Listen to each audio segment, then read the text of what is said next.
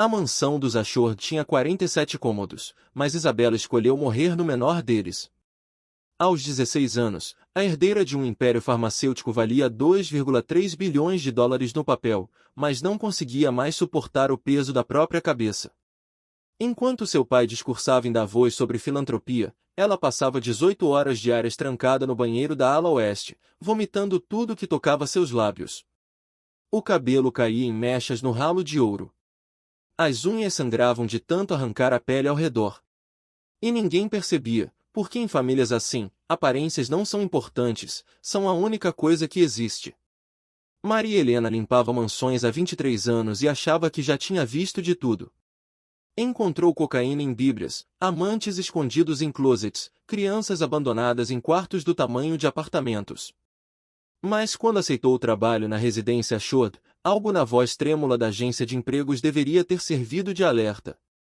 Seja discreta, disseram. Não faça perguntas. No primeiro dia, quando passou pelo corredor da ala oeste às 6h43 da manhã, ouviu um choro abafado, desesperado, do tipo que sai de alguém que perdeu a fé de que existe ouvido humano capaz de ajudar. Maria parou. Sua mãe morrera assim, sozinha, engolindo gritos. Ela bateu na porta. Do outro lado, silêncio absoluto. Então uma voz fina, quase infantil, por favor, vá embora. 3 semanas depois, Maria encontrou a primeira pista. Entre as toalhas do banheiro de Isabela, um caderno. Páginas e páginas de cálculos matemáticos obsessivos, quantas calorias em uma maçã, quanto tempo de esteira para queimar um gole de água. Desenhos anatômicos do próprio corpo, com anotações cruéis em vermelho, gorda, nojenta, não merece existir. E no final, uma lista. Formas de desaparecer sem que papai cancele o jantar beneficente. Maria sentiu o ar escapar dos pulmões. Conhecia aquela letra, a mesma caligrafia perfeita dos bilhetes educados que Isabela deixava agradecendo pela limpeza. A garota que sorria nos jantares beneficentes estava planejando o próprio fim com a mesma precisão com que seu pai calculava dividendos. Mas foi na quinta-feira, ao trocar os lençóis, que Maria encontrou o impensável. Escondido entre o colchão e a base da cama, um frasco de comprimidos. Não os remédios coloridos que adolescentes ricos usam em festas, eram cápsulas brancas, sem rótulo, quantidade suficiente para matar 3 pessoas. Maria segurou o frasco com mãos trêmulas e finalmente entendeu. Isabela não estava apenas doente. Estava sendo assassinada lentamente pelo próprio reflexo, pela voz na própria cabeça que repetia, implacável, que ela nunca seria suficiente. E o mais aterrorizante, em uma casa cheia de pessoas, médicos particulares a um telefonema de distância, ninguém além de uma faxineira de 54 anos tinha percebido que a menina estava morrendo. Maria Helena tinha 2 opções. Seguir as regras, manter o emprego, fingir que não viu nada, afinal, problemas de gente rica não eram problemas dela. Ou quebrar todos os protocolos, arriscar tudo, e fazer o que qualquer mãe faria, salvar aquela criança antes que fosse tarde demais. Ela olhou para o frasco de comprimidos, depois para a foto de formatura na parede, Isabela sorrindo, magra demais, olhos vazios mesmo na alegria fabricada. Maria guardou o frasco no bolso do uniforme e tomou a decisão que mudaria 2 vidas para sempre. Ela não ia deixar outra menina morrer em silêncio. Se você está assistindo de São Paulo, Rio, Lisboa ou qualquer lugar do mundo, deixe nos comentários sua cidade. Quero saber onde estão as pessoas que ainda acreditam que uma vida vale mais que uma reputação. E se essa história está tocando o seu coração, se inscreva no canal e ative o sininho, porque histórias assim precisam ser contadas.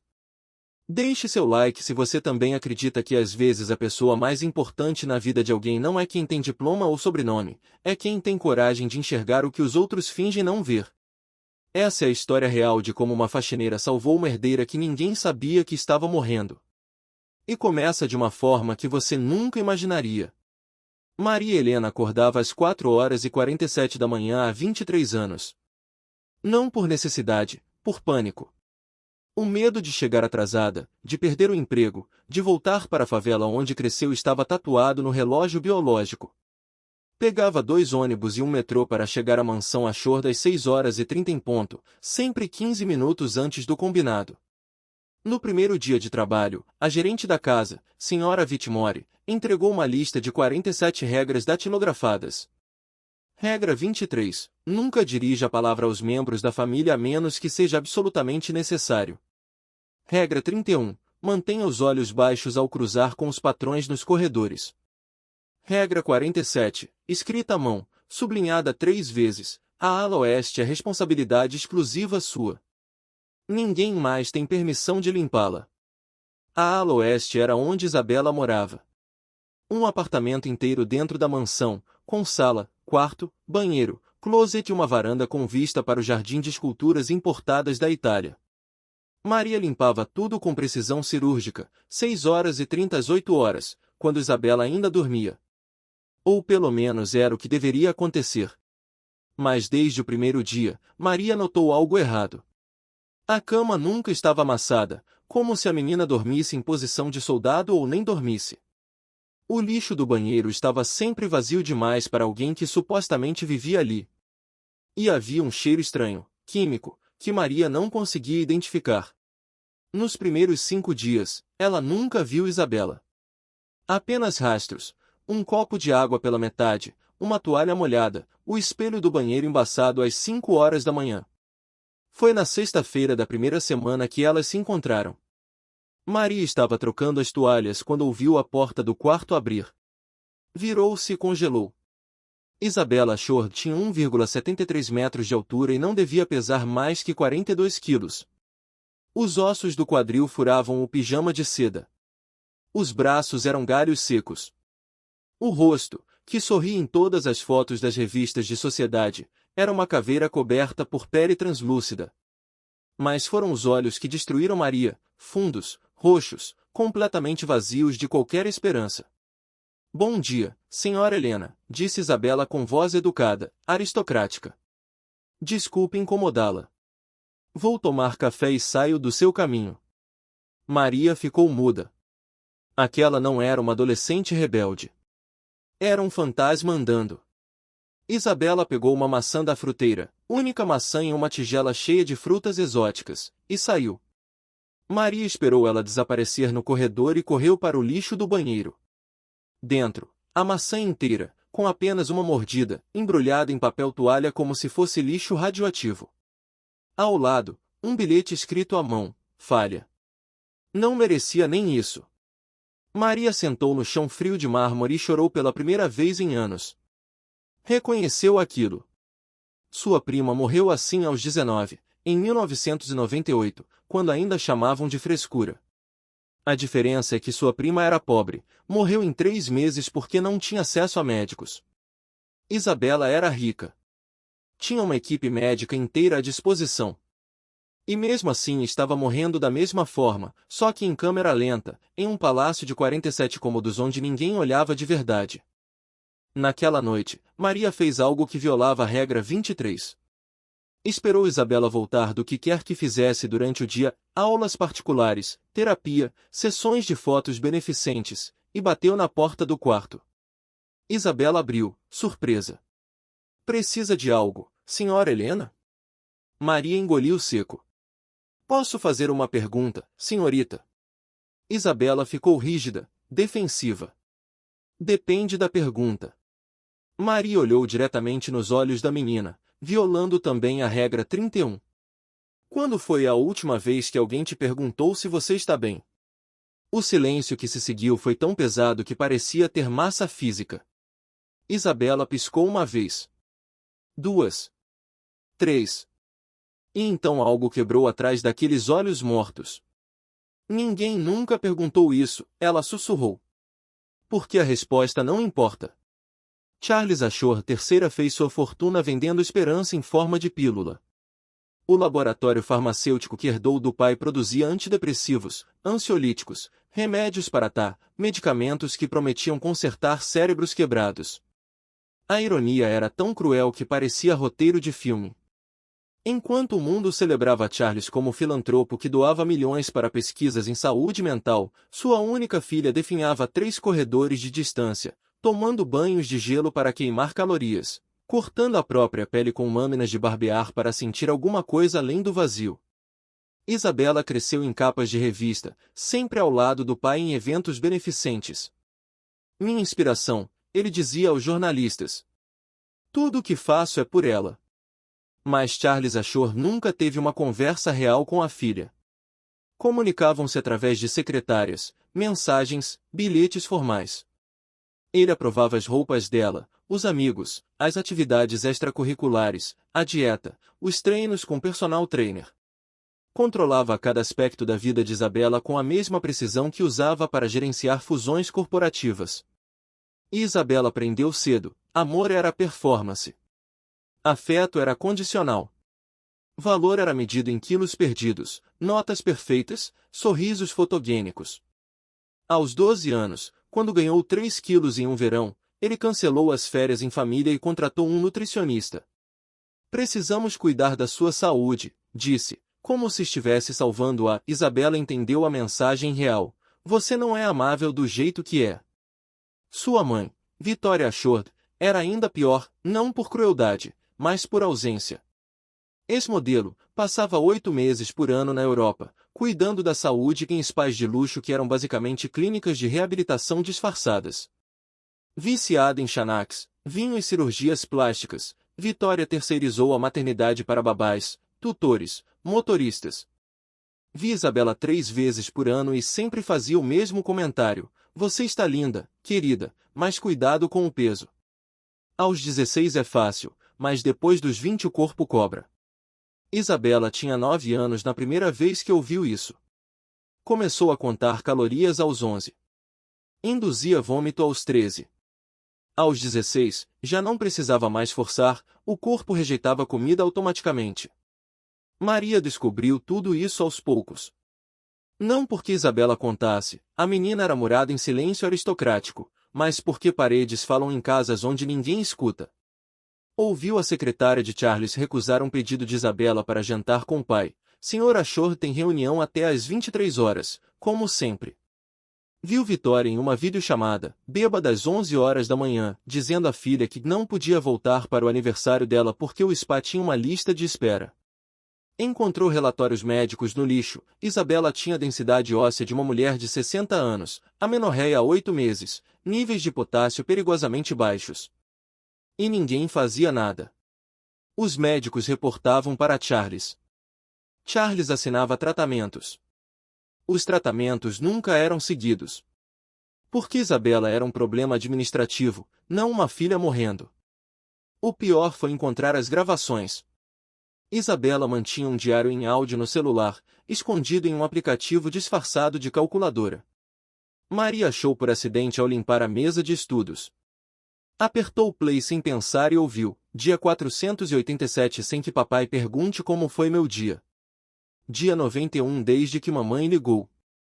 Dia 23 desde a última vez que consegui engolir comida sem vomitar. Dia 6 até ter coragem suficiente para acabar com isso. Maria largou o celular como se queimasse. 6 dias. Isabela estava contando regressivamente para a própria morte com a mesma calma que alguém planeja férias. E Maria, uma faxineira com salário mínimo e ensino fundamental incompleto, era a única pessoa no planeta que sabia. Maria Helena não tinha credenciais. Não tinha diploma, terapeuta registrado, treinamento em saúde mental. Tinha algo mais poderoso, tinha perdido gente suficiente para reconhecer os sinais. Sua prima Ana morreu de anorexia aos 19. Seu irmão se matou aos 24, enforcado no banheiro enquanto a família assistia novela na sala ao lado. Sua mãe definhava de depressão silenciosa até o corpo simplesmente desistir. Maria aprendeu que gente morrendo faz coisas previsíveis, organiza gavetas, doa pertences, se despede sem dizer que é despedida. Isabela estava fazendo tudo isso. Na segunda-feira da terceira semana, Maria chegou e encontrou a ala oeste diferente. Arrumada demais. O closet tinha metade das roupas que tinha antes. Isabela doou tudo para a caridade, segundo a senhora Whitmore. Os livros estavam empilhados com bilhetes. Para a Sara, você vai amar esse. Para o pai, caso queira conhecer quem fui. A escrivaninha estava vazia exceto por uma carta selada endereçada aos pais. Maria pegou a carta. Pesava nada, 2 páginas, no máximo. Guardou no bolso do uniforme sem pensar 2 vezes. Se Isabela estava escrevendo despedidas, Maria tinha menos tempo do que imaginava.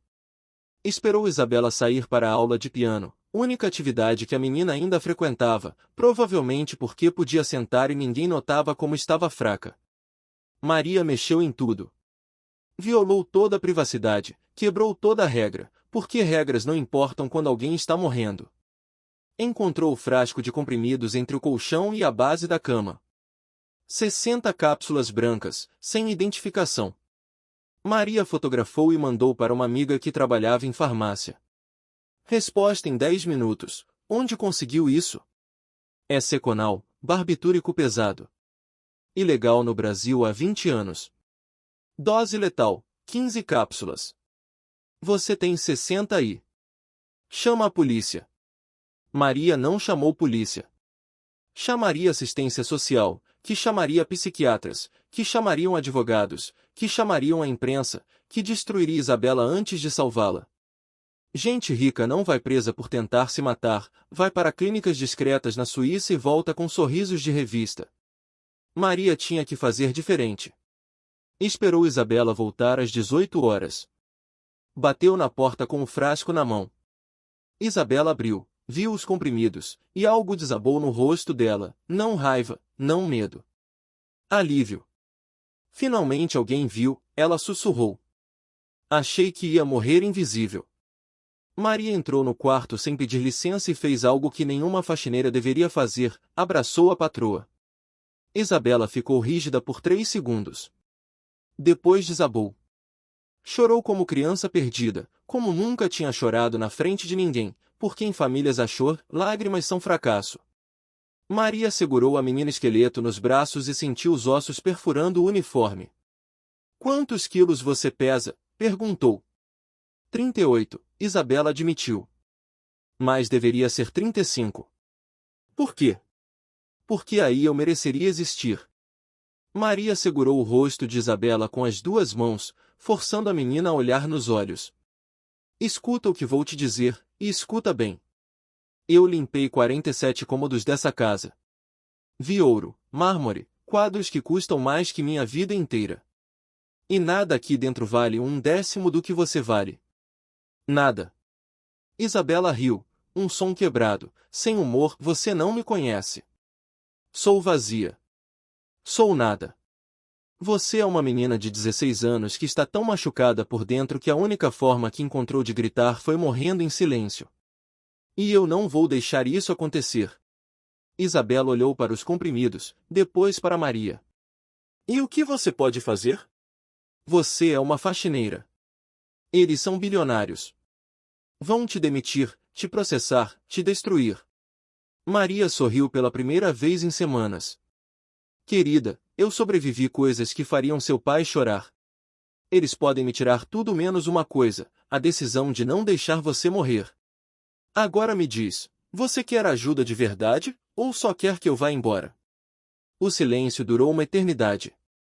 Então Isabela, pela primeira vez em 487 dias, disse a verdade: eu quero parar de ter medo de acordar. Maria Helena não tinha plano. Tinha instinto e teimosia, combinação que salvou mais vidas na história do que qualquer protocolo médico. Na manhã seguinte, chegou à mansão com uma mochila velha cheia de marmitas. Comida de verdade, arroz, feijão, frango desfiado, purê de batata. Nada de saladas gourmet, nada de quinoa orgânica. Comida que a avó dela fazia, que enchia a barriga e a alma. Bateu na porta de Isabela às 7 horas. Café da manhã, anunciou. Isabela olhou para as marmitas como se fossem granadas. Não posso. Não tô perguntando se pode. Tô dizendo que vai. Você não entende. Se eu comer, vou. Vai vomitar. Eu sei. Vomita. Limpo depois. Mas você vai comer. Elas sentaram no chão do quarto. Maria se recusou a usar a mesa. Disse que comida é sobre conexão, não etiqueta. Colocou um prato na frente de Isabela, 2 colheres de arroz, uma de feijão, um pedaço minúsculo de frango. Talvez 200 calorias no total. Isabela olhou para aquilo como se fosse montanha intransponível. Não consigo, ela chorou. Meu cérebro grita que vou engordar, que sou nojenta, que... Seu cérebro está mentindo, Maria interrompeu. Doença faz isso. Mente tão bem que parece verdade. Mas eu tô aqui, e eu tô dizendo outra verdade. Você precisa comer ou vai morrer. E eu não deixo gente morrer no meu turno. Isabela pegou o garfo com mão trêmula. Levou um grão de arroz à boca. Mastigou. Engoliu. E imediatamente correu para o banheiro. Maria foi atrás, segurou o cabelo dela, limpou o rosto com toalha fria. Tudo bem, disse. Tentamos de novo em 1 hora. Fizeram isso 5 vezes naquele dia. Na quinta tentativa, Isabela conseguiu manter 3 garfadas dentro. Chorou de exaustão, mas também de algo que não sentia há anos, orgulho. Consegui, ela sussurrou. 3 garfadas. Amanhã são 4, Maria respondeu. Mas Maria sabia que comida era só sintoma. O problema real estava na cabeça de Isabela, nas vozes que gritavam 24 horas por dia que ela não merecia espaço, ar, existência.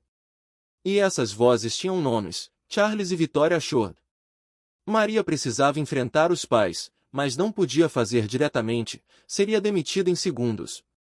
Então fez algo mais inteligente, documentou tudo. Fotografou as marmitas, os progressos, os retrocessos. Gravou as sessões onde Isabela comia chorando. Coletou os relatórios médicos do lixo.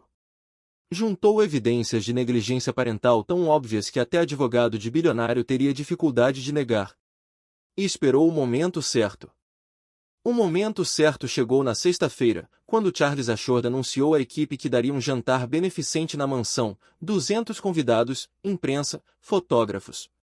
Tema: saúde mental de jovens, quebrando o silêncio. A hipocrisia era tão obscena que Maria quase riu. Isabela seria exibida como troféu, sorrindo e magra, enquanto o pai discursava sobre a importância de falar abertamente sobre sofrimento psicológico. Era a chance perfeita. Maria esperou o jantar começar, esperou os discursos, esperou Charles subir ao palco improvisado na sala de estar. E então, com Isabela tremendo ao lado, fez o impensável, interrompeu o discurso. Senhora Ashford, ela gritou do fundo da sala. Posso fazer uma pergunta? Todos se viraram. A senhora Whitmore ficou branca. Charles sorriu aquele sorriso de relações públicas. Claro, querida. Todos têm voz aqui. Maria deu um passo à frente.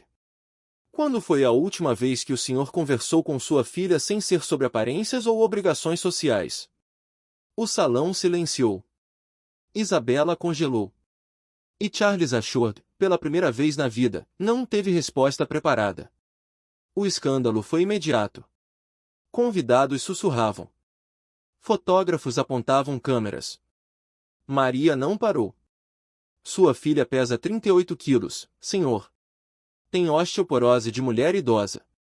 Passou 487 dias sem que você perguntasse como ela estava. E há 3 semanas, enquanto o senhor dava entrevista sobre saúde mental, ela comprou 60 comprimidos de barbitúrico para se matar.